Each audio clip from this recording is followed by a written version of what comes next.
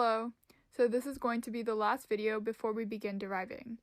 Before, this wasn't going to be a lecture, but I feel like there needs to be a little bit of clarification and context with these two graph components, the Vmax and the enzyme total concentration.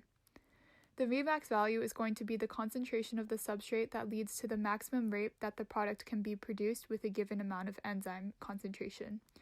Although we did mention this in the past graph components video, it is important to remember that the Vmax is going to be dependent on the enzyme concentration within the reaction. Et, also known as the total enzyme concentration, is going to be the total amount of enzyme concentration that exists within the reaction.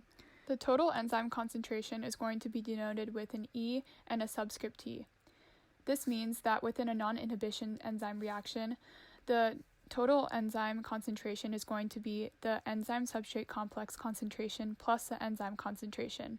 For competitive inhibition, the total enzyme concentration is going to be the enzyme substrate complex concentration plus the enzyme concentration plus the enzyme inhibitor complex concentration.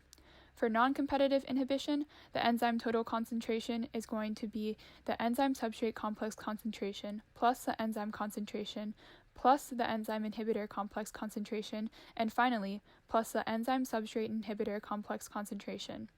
Finally, for the uncompetitive inhibition, the total enzyme concentration is going to be the enzyme substrate complex concentration plus the enzyme concentration plus the enzyme substrate inhibitor complex concentration.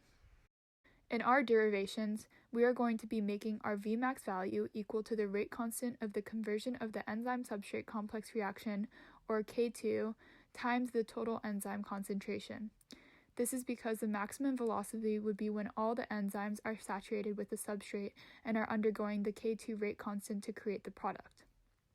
Although this is a very short lecture, this is going to be really crucial to understanding some of the steps of our derivations and understanding why Vmax is equal to Et times K2.